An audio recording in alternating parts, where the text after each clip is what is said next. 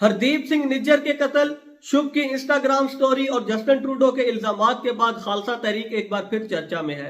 आखिर खालिस्तान का इशू है क्या? इस तहरीक का बैकग्राउंड क्या है? इस तहरीक के मोटिव्स क्या है? आज इन तमाम पहलुओं पर बात करेंगे, तो आइए आज की वीडियो शुरू करते हैं।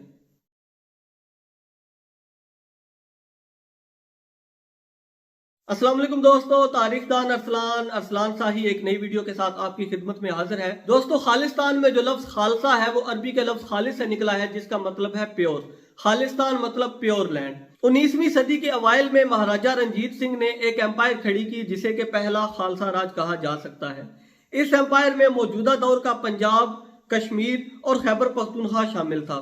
लेकिन महाराजा रंजीत सिंह की वफात के बाद उनकी आल औलाद इस एम्पायर को संभाल ना सकी और अंग्रेजों ने रंजीत सिंह के तख्त पर कब्जा कर लिया। 20वीं सदी के अवाइल में बरे सगीर पाको हिंद में आजादी की सदाएं बुलंद होने लगी। मुसलमान, हिंदू, सिख सभी अंग्रेजों को यहां से निकालना चाहते थे, मगर सबकी अपनी अपनी ख्वाहिशात थी।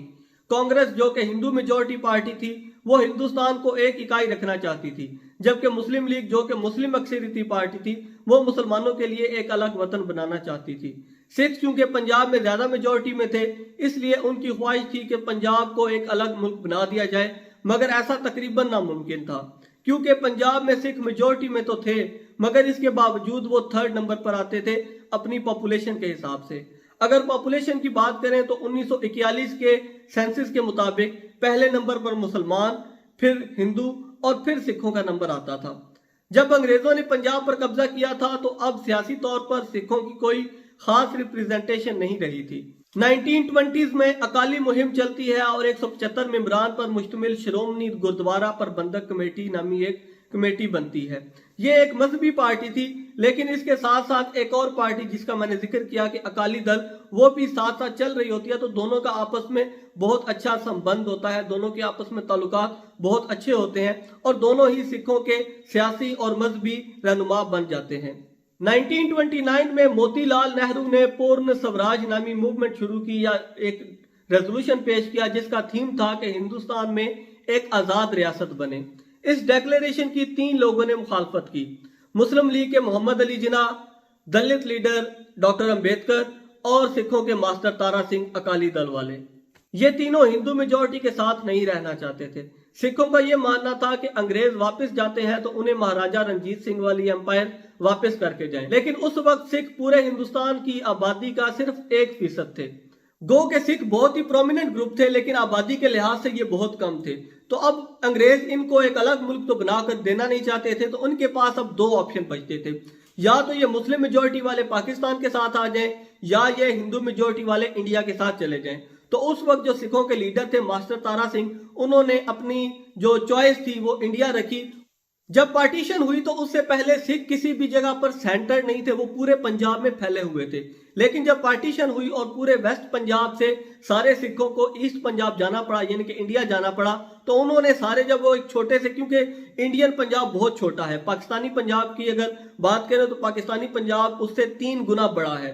तो इंडियन पंजाब क्योंकि बहुत छोटा था, सारे सिख वहां पर जाकर सेंटर्ड हो गए, तो वहां पर उनकी मेजोरिटी बन गई। लेकिन अभी भी उनके लिए एक मसला यह था कि हरियाणा, जो कि हिंदू मेजोरिटी था और थोड़ा बहुत हिंदी स्पीकिंग था, वो इनके साथ था, वो एक ही सूबा या एक ही स्टेट में आते थे। तो सिखों ने पंजाबी सूबा मूवमेंट चलाना शुरू कर दी। 1950s के मिड से ये तहरीक शुरू होती है। बहुत से लोगों को गिरफ्तार किया जाता है।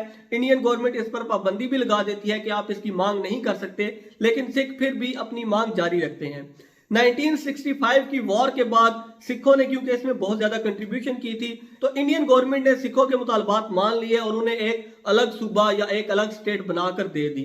पंजाब की पार्टीशन हुई, हरियाणा एक अलग स्टेट बन गया, पंजाब एक अलग स्टेट बन गया और कुछ पंजाब के इलाके जो थे वो हिमाचल प्रदेश को भी चले गए। लेकिन अब यहाँ पर एक कंट्रोवर्सी और हो गई है। चंडीगढ़, जो कि इकोनॉमिकली एक बहुत ही रिच इलाका है, इसको एक ज्वाइंट कैपिटल बना दिया गया, हरियाणा का और पंजाब का।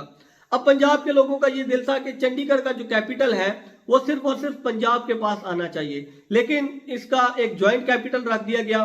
अब पंजाबियों ने इसके जवाब में आनंदपुर रेजोल्यूशन पेश किया। आनंदपुर रेजोल्यूशन के चंद पॉइंट्स ये थे कि पंजाब का पानी पंजाब को मिलेगा, पंजाबी अपना कानून खुद बना सकते हैं, अपना आइन खुद बना सकते हैं। उसके अलावा वो चंडीगढ़ का जो कैपिटल था उसको पूरे का पूरा पंजाब में लाना चाहते थे। तो इसके बहुत से मकासद थे और अनंतपुर रेजोल्यूशन काफी बड़े पैमाने पर पॉपुलर होना शुरू हो गया। अब जो अनंतपुर रेजोल्यूशन के पीछे जो पार्टी थी वो थी अकाली दल, वही मास्टर तारा सिंह वाली पार्टी। इसके जवाब में जो उनके मुखालिफ पार्टी थी वो थी कांग्रेस। कांग्रेस क्योंकि एक नेशनल पार्टी थी, एक बड़ी पार्टी थी, वजीर आजम भी उनका बनता था, सदर भी अक्सर उन्हीं का होता था, तो उनके पास एक बहुत बड़ी ताकत थी, सेंटर में उनकी पावर थी। कांग्रेस ने इसका तोड़ ये निकालने की कोशिश की कि उन्होंने अकाली दल के मुकाबले में एक और, क्योंकि अकाली दल एक सिखों की मजहबी तंजीम थी, क्योंकि कांग्रेस ने इसका तोड़ निकालने की ये कोशिश की कि उन्होंने एक और सिख मजहबी रहनुमा, दमदमी टकसाल नामी एक तंजीम के रहनुमा जरनैल सिंह भिंडरावाले पर इन्वेस्ट करना शुरू कर दिया। जरनैल सिंह भिंडरावाले को इसलिए कांग्रेस ने सपोर्ट करना शुरू किया क्योंकि वो एक बफर जोन के तौर पर उन्हें लाना चाहते थे अकाली दल के सामने के अगर अकाली दल सिख रिलीजन को यूज करके अपनी पॉलिटिक्स आगे बढ़ाती है तो उसके बदले में वो जरनैल सिंह भिंडरावाले को आगे कर देंगे अपनी तरफ से। लेकिन कांग्रेस का ये स्टेप बैकफायर कर जाता है। अब संत जरनैल सिंह भिंडरावाले जब अपनी पावर में आते हैं तो वो बहुत ज्यादा अपने सिख मजहब का प्रचार करना शुरू कर देते हैं, गांव गांव जाकर वो अपने नजरियात का प्रचार करते हैं।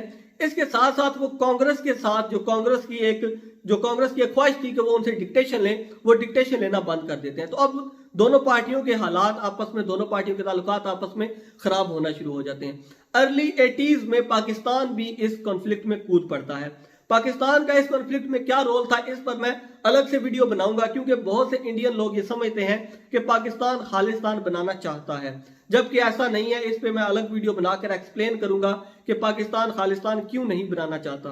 खैर, पाकिस्तान इसमें जब कूद पड़ता है तो उस वक्त ये जो तंजीम होती है या ये जो तहरीक होती है ये जोर पकड़ जाती है। 1982, 1983 और 1984 में जब मोहतरमा इंदिरा गांधी और जरनैल सिंह भिंडरावाले के दरमियान जो टेंशन थी, जो इनके इख्तलाफात थे वो बढ़ते हैं, तो अब कांग्रेस सरकार ये प्लान करती है कि अब जरनैल सिंह भिंडरावाले को रास्ते से हटा देना चाहिए, क्योंकि इनकी जो कार्रवाइयां हैं वो बढ़ती जा रही हैं। इसके मुकाबले में जैसा कि मैंने आपको बताया कि अब पाकिस्तान भी इसमें कूद पड़ता है, तो उनके पास बहुत सा असला स्टॉक हो जाता है जरनैल सिंह भिंडरावाले के पास। जरनैल सिंह भिंडरावाले चूंकि अपने आम साथियों के साथ गोल्डन टेम्पल, जो कि सिखों की एक बहुत ही मजहबी और बहुत ही पाक जगह है, वहां पर पनाह लिए होते हैं, वहां पर बैठे होते हैं, तो इंडियन गवर्नमेंट गोल्डन टेम्पल पर अपनी फौज चढ़ा देती है। 2 जून, 3 जून, 4 जून, ये जो 4-5 दिन होते हैं इसमें बहुत ज्यादा खून खराबा होता है। ऑपरेशन ब्लू स्टार लॉन्च किया जाता है, बहुत ज्यादा खून खराबा होता है, हजारों सिख उसमें मारे जाते हैं, जरनैल सिंह भिंडरावाले की भी इसमें जान चली जाती है।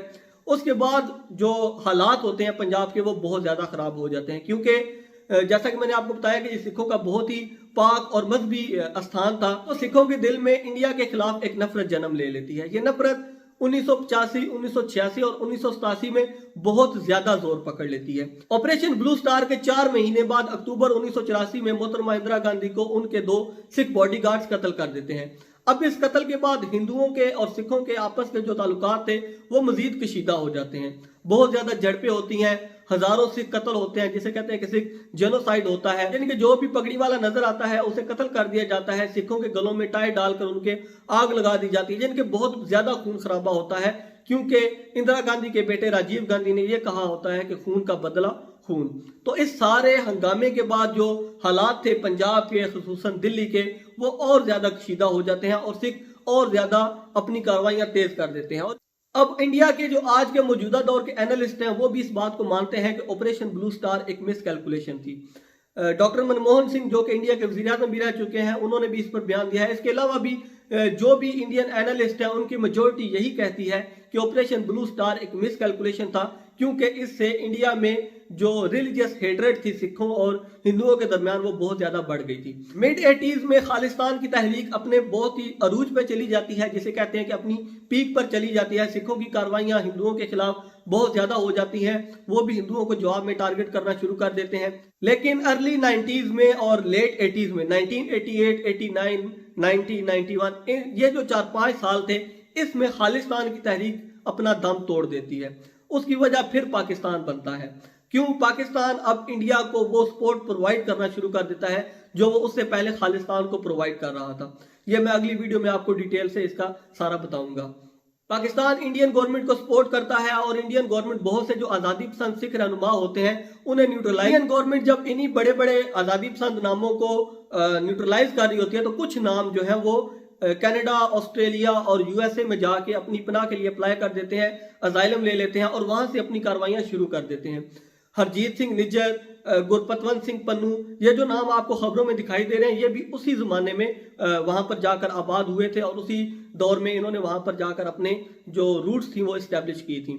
15-20 साल तक खालिस्तान तहरीक में कोई खास हरकत नहीं होती, लेकिन पिछले 1-2 सालों में जब इंडियन फार्मर प्रोटेस्ट हुआ तो उसमें 2021 में दीप सिद्धू जो कि एक एक्टर भी रह चुके हैं, वो वारिस पंजाब डे के नाम से एक तहरीक शुरू करते हैं, एक नई तंजीम बनाते हैं। लेकिन कुछ ही अरसे बाद दीप सिद्धू की एक कार एक्सीडेंट में डेथ हो जाती है और वारिस पंजाब डे के हेड बनते हैं अमृतपाल सिंह। वारिस पंजाब डे के हेड बनने से पहले अमृतपाल सिंह दुबई में थे। ये दुबई से आते हैं और आते ही अपनी एक जो पॉपुलैरिटी होती है उसे कैश करना शुरू कर देते हैं।